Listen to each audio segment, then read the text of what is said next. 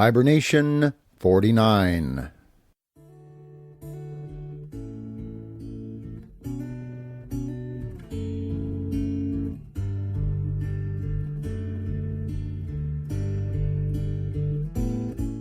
Grizzly's Growls presents Stories from the Hiber-Nation. Read by David Grizzly Smith.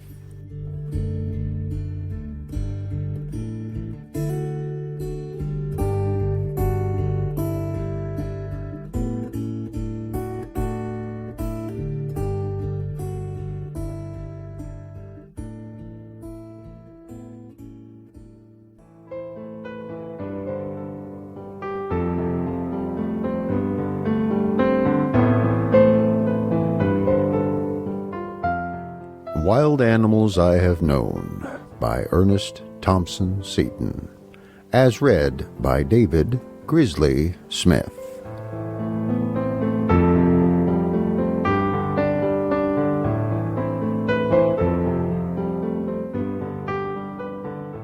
Silverspot, the Story of a Crow. Part 1. How many of us have ever got to know a wild animal? I do not mean merely to meet one once or twice, or to have one in a cage, but to really know it for a long time while it is wild, and to get an insight into its life and history. The trouble usually is to know one creature from his fellow. One fox or crow is so much like another that we cannot be sure that it is really the same the next time we meet. But once in a while, there arises an animal who is stronger or wiser than his fellow, who becomes a great leader, who is, as we would say, a genius. And if he is bigger or has some mark by which men can know him, he soon becomes famous in his country, and shows us that the life of a wild animal may be far more interesting and exciting than that of many human beings. Of this class were Crow&quot, the bobtail wolf that terrorized the whole city of Paris for about 10 years at the beginning of the 14th century, a clubfoot, the lame grizzly bear that left such a terrific record in the San Joaquin Valley of California, Lobo, the king wolf in New Mexico that killed a cow every day for 5 years, and the Sienese panther that in less than 2 years killed nearly 300 human beings. And such also was Silverspot, whose history, so far as I could learn it, I shall now briefly tell. Silverspot was simply a wise old crow. His name was given because of the silvery white spot that was like a nickel stuck on his right side between the eye and the bill. And it was owing to this spot that I was able to know him from other crows and put together the parts of his story that came to my knowledge. Crows are, as you must know, are most intelligent birds. Wise as an old crow did not become a saying without good reason. Crows know the value of organization and are as well drilled as soldiers. Very much better than some soldiers, in fact, for crows are always on duty, always at war, and always dependent on each other for life and safety. Their leaders are not only the oldest and wisest of the band, but also the strongest and bravest, for they must be ready at any time with sheer force to put down an upstart or a rebel. The rank and file are the youngsters, and the crows without special gifts. Now old Silverspot was the leader of a large band of crows that made their headquarters near Toronto, Canada, in Castle Frank, a pine-clad hill on the northeast edge of the city. This band numbered about 200, and for reasons I never understood, did not increase. In mild winters, they stayed along the Niagara River. In cold winters, they went much farther south. But each year, in the last week of February, old Silverspot would muster his followers and boldly cross the 40 miles of open water that lies between Toronto and Niagara. Not, however, in a straight line would he go, but always in a curve to the west, whereby he kept in sight of the familiar landmark of Dundas Mountain, until the pine-clad hill itself came into view. Each year he came with his troop, and for about 6 weeks took up his abode on the hill. Each morning thereafter the crows set out in 3 bands to forage. One band went south-east to Ashbridge's Bay. One went north, up the Don, and one, the largest, went northwestward up the ravine. The last, Silverspot led in person. Who led the others I never found out. On calm mornings they flew high and straight away, but when it was windy the band flew low and followed the ravine for shelter. My windows overlooked the ravine, and it was thus, in 1885, that I first noticed this old crow. I was a newcomer in the neighborhood, but an old resident said to me that there crow's been a-flying up and down this ravine for more than 20 years. My chances to watch were in the ravine, and Silverspot, doggedly clinging to the old route, though now it was edged with houses and spanned by bridges, became a very familiar acquaintance. Twice each day in March and part of April, and then again in the late summer and the fall, he passed and repassed, and gave me chances to see his movements and hear his orders to his bands, and so, little by little, opened my eyes to the fact that the crows, though a little people, are of great wit, a race of birds with a language and a social system that is wonderfully human in many of its chief points, and in some is better carried out than our own. One windy Sunday I stood on the high bridge across the ravine as the old crow, heading his long, straggling troop, came flying down homeward.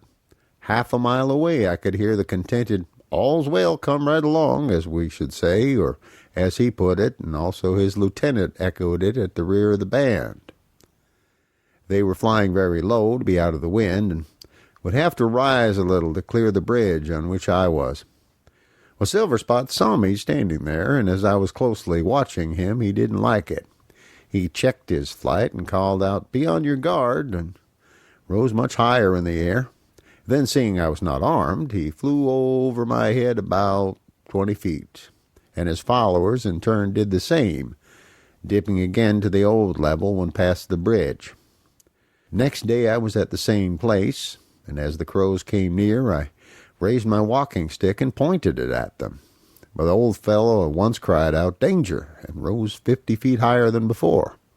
And seeing it was not a gun, he ventured to fly over. But on the 3rd day, I took with me a gun, and at once he cried out, "Great danger, a gun!" His lieutenant repeated the cry, and every crow in the troop began to tower and scatter from the rest until they were far above gunshot, so passed safely over, coming down again to the shelter of the valley, well beyond reach. Another time, as the long, straggling troop came down the valley, a red-tailed hawk alighted on a tree close by their intended route. The leader cried out, "Hawk, hawk," and stayed his flight, as did each crow on nearing him, until all were massed in a solid body. Then, no longer fearing the hawk, they passed on. But a quarter mile farther on, a man with a gun appeared below, and the cry, "Great danger, a gun, scatter for your lives," at once caused them to scatter widely and tower till far beyond range. Many others of his words of command I learned in the course of my long acquaintance, and found that sometimes very little difference in the sound makes a very great difference in meaning. Thus, while number 5 means hawk or any large, dangerous bird, this means wheel around, and evidently a combination of number 5, whose root idea is danger, and of number 4, whose root idea is retreat, and this again is a mere good day to a faraway comrade. This is usually addressed to the ranks and means attention. Early in April, there began to be great doings among the crows. Some new cause of excitement seemed to have come on them. They spent half the day among the pines, instead of foraging from dawn till dark. Pairs and trios might be seen chasing each other, and from time to time they showed off in various feats of flight. A favorite sport was to dart down suddenly from a great height towards some perching crow, and just before touching it, turn at a hair-breadth and rebound in the air so fast the wings of the swooper whirred with a sound like distant thunder. Well, sometimes one crow would lower his head, raise every feather, and coming close to another would gurgle out a long note. Well, what did all that mean? Well, I soon learned. They were making love and pairing off. The males were showing off their wing powers and their voices to the lady crows. They must have been highly appreciated, for by the middle of April all had mated and scattered over the country for their honeymoon, leaving the somber old pines of Castle Frank deserted and silent.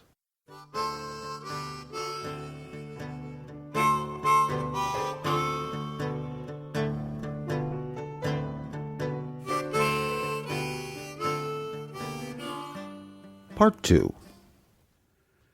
Sugarloaf Hill stands alone in the Don Valley.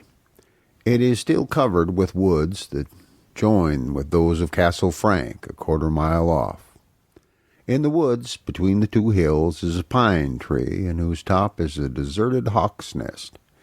Every Toronto schoolboy knows the nest, and excepting that I had once shot a black squirrel on its edge, no one had ever seen a sign of life about it.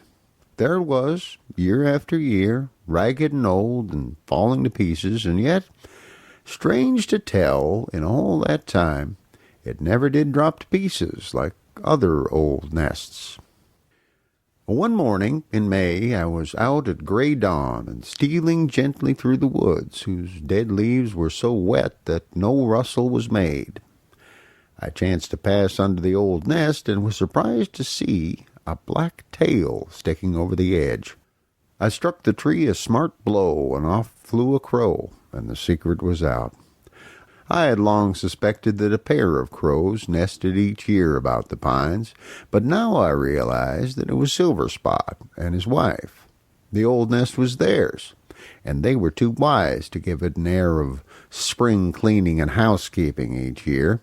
Here they had nested for long, though guns in the hands of men and boys hungry to shoot crows were carried under their home every day.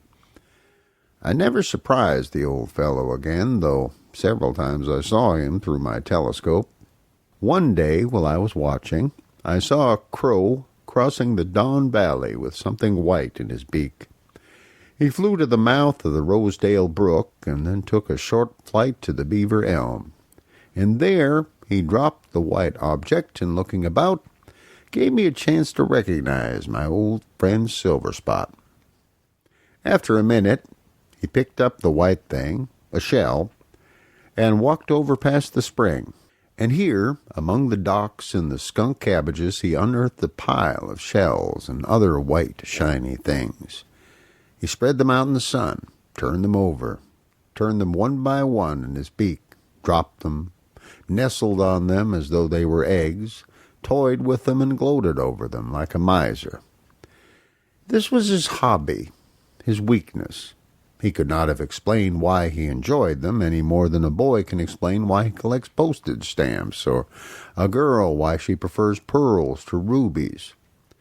But his pleasure in them was very real, and after a half an hour he covered them all, including the new one, with earth and leaves, and flew off. I went at once to the spot and examined the hoard. There was about a hatful in all, chiefly white pebbles, clam shells, and some bits of tin, but there was also the handle of a china cup, which must have been the gem of his collection. That was the last time I saw them. Silverspot knew I had found his treasures, and he removed them at once. Where, I never knew. During the space that I watched him so closely, he had many little adventures and escapes. He was once severely handled by a sparrowhawk, and often he was chased and worried by the kingbirds. Not that these did him much harm, but they were such noisy pests that he avoided their company as quickly as possible, just as a grown man avoids a conflict with a noisy and impudent small boy. He had some cruel tricks, too. He had a way of going round the small birds' nests each morning to eat the new-laid eggs. as regularly as a doctor visiting his patients. But we must not judge him for that, as it is just what we ourselves do to hens in the barnyard. His quickness of wit was often shown. One day I saw him flying down the ravine with a large piece of bread in his bill. The stream below him was at the time being bricked over as a sewer. There was one part of 200 yards quite finished, and as he flew over the open water just above this, the bread fell from his bill and was swept by the current out of sight into the tunnel. He flew quickly down and peered vainly into the dark cavern, and then, acting on a happy thought, he flew to the downstream end of the tunnel, and awaiting the reappearance of the floating bread as it was swept onward by the current, he seized it and bore it off in triumph. Silverspot was a crow of the world. He was truly a successful crow. He lived in a region that, though full of dangers, abounded with food. In the old unrepaired nest he raised a brood each year with his wife, whom, by the way, I never could distinguish, and when the crows again gathered together, he was their acknowledged chief. The reassembling takes place about the end of June. The young crows, with their bobtails, soft wings, and falsetto voices, are brought by their parents, whom they nearly equal in size, and introduced to society at the old pine woods, a woods that is at once their fortress and college. Here they find security, in numbers and in lofty yet sheltered perches, and here they begin their schooling, and are taught all the secrets of success in crow life. And in crow life, the least failure does not simply mean begin again. It means death. Now, the first week or two after their arrival is spent by the young ones getting acquainted, for each crow must know personally all the others in the band. Their parents, meanwhile, have time to rest a little after the work of raising them, for now the youngsters are able to feed themselves and roost on a branch in a row just like big folks. In a week or two, the molting season comes. This time the old crows are usually irritable and nervous, but it does not stop them from beginning to drill the youngsters, who, of course, do not much enjoy the punishment and nagging they get so soon after they've been Mama's own darlings. But it is all for their good, as the old lady said when she skinned the eels, and the old Silverspot is an excellent teacher. Sometimes he seems to make a speech to them. What he says I cannot guess, but judging by the way they receive it, it must be extremely witty. Each morning there is a company drill, for the young ones naturally drop into 2 or 3 squads according to their age and strength. The rest of the day they forage with their parents. When at length September comes, we find a great change. The rabble of silly little crows have begun to learn sense. The delicate blue iris of their eyes, the sign of a fool crow, is given place to the dark brown eye of the old stager. They know their drill now, and have learned sentry duty. They have been taught guns and traps, and taken a special course in wireworms and green corn. They know that a fat old farmer's wife is much less dangerous, though so much larger, than her 15-year-old son, and they can tell the boy from his sister. They know that an umbrella is not a gun. They can count up to 6, which is fair for young crows, though Silverspot can go up nearly to 30. They know the smell of gunpowder and the south side of a hemlock tree, and begun to plume themselves upon being crows of the world. They always fold their wings 3 times after alighting, to be sure it is neatly done. They know how to worry a fox into giving up half his dinner, and also that when the kingbird or the purple martin assails them, they must dash into a bush, for it is as impossible to fight the little pests as it is for the fat apple woman to catch the small boys who raided her basket. All these things do the young crows know, but they have taken no lessons in egg hunting yet, for it is not the season. They are unacquainted with clams, and have never tasted horses' eyes or seen sprouted corn, and they don't know a thing about travel, the greatest educator of all. They did not think of that 2 months ago, and since they have thought of it, but they've learned to wait till their bedders are ready. September sees a great change in the old crows, too. Their molting is over. They are now in full feather again and proud of their handsome coats. Their health is again good, and with it their tempers are improved. Even old Silverspot, the strict teacher, becomes quite jolly, and the youngsters, who have long ago learned to respect him, begin to really love him. He has hammered away at drill, teaching them all the signals and words of command in use, and now it is a pleasure to see them in the early morning. "Company 1, the old chieftain would cry in Crow, and Company 1 would answer with a great clamor. "Fly!" and himself leading them, they would all fly straight forward. "Mount!" and straight upward they turned in a moment. "Bunch!" and they all massed in a dense black flock. "Scatter!" and they spread out like leaves before the wind. "Form line!" and they strung out in a long line of ordinary flight. "Descend!" and they all dropped nearly to the ground. "Forage!" and they all alighted and scattered about to feed, while 2 of the permanent sentries mounted duty, one on a tree to the right, the other on a mound to the far left. A minute or 2 later, Silverspot would cry out, "Man with a gun!" and the sentries repeated the cry, and the company flew at once in open order as quickly as possible toward the trees. Once behind these, they formed line again in safety and returned to the home pines. Sentry duty is not taken in turn by all the crows, but a certain number, whose watchfulness has often been proved, are the perpetual sentries, and are expected to watch and forage at the same time. Rather hard on them, it seems to us, but it works well, and the crow organization is admitted by all birds to be the very best in existence. Finally, each November sees the troops sail away southward to learn new modes of life, new landmarks, and new kinds of food, under the guidance of the ever-wise Silverspots.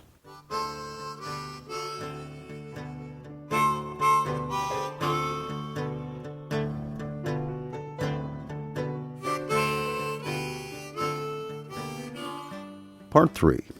There is only one time when a crow is a fool, and that is at night. There is only one bird that terrifies the crow, and that is the owl.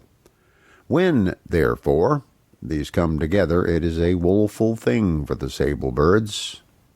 The distant hoot of an owl after dark is enough to make them withdraw their heads from under their wings and sit trembling and miserable till morning. In very cold weather, the exposure of their faces thus has often resulted in a crow having one or both of his eyes frozen, so that blindness followed, and therefore death. There are no hospitals for sick crows. But with the morning their courage comes again, and arousing themselves, they ransack the woods for a mile around till they find that owl, and if they do not kill him, they at least worry him half to death and drive him 20 miles away. Now, in 1893, the crows had come as usual to Castle Frank. I was walking in these woods a few days afterward when I chanced upon the track of a rabbit that had been running full speed over the snow and dodging about among the trees as though pursued. Strange to tell, I could see no track of the pursuer. I followed the trail and presently saw a drop of blood on the snow, and a little farther on found the partly devoured remains of the little brown bunny. What had killed him was a mystery, till a careful search showed in the snow a great double-toed track and a beautifully penciled brown feather. Then all was clear. A horned owl. Half an hour later, and passing again by the place, there, in the tree, within 10 feet of the bones of his victim, was the fierce-eyed owl himself. The murderer still hung about the scene of his crime. For once, circumstantial evidence had not lied. At my approach, he gave a guttural coo and flew off with low, flagging flight to haunt the distant, somber woods. 2 days afterward, at dawn, there was a great uproar among the crows. I went out early to see and found some black feathers drifting over the snow. I followed up the wind in the direction from which they came, and soon saw the bloody remains of a crow and the great double-toed track which again told me that the murderer was the owl. All around were the signs of a struggle, but the fell destroyer was too strong.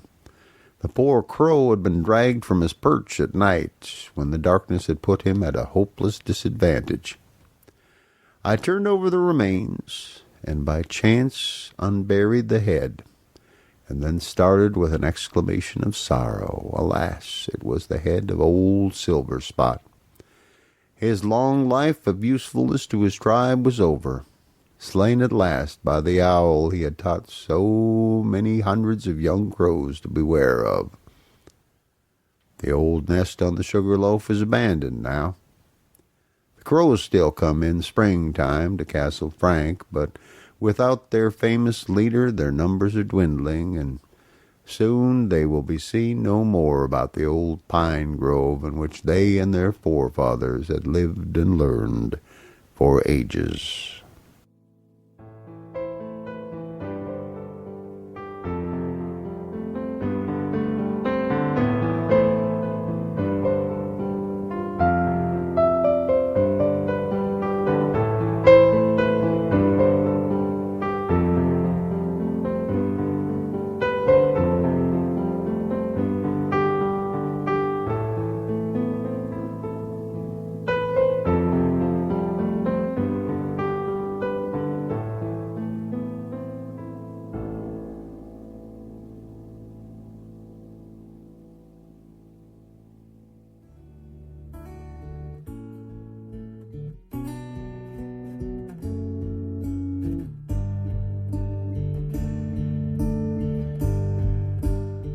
Thank you for listening to Stories from the Hiber-Nation. Comment on the website at grizzliesgrowls.com.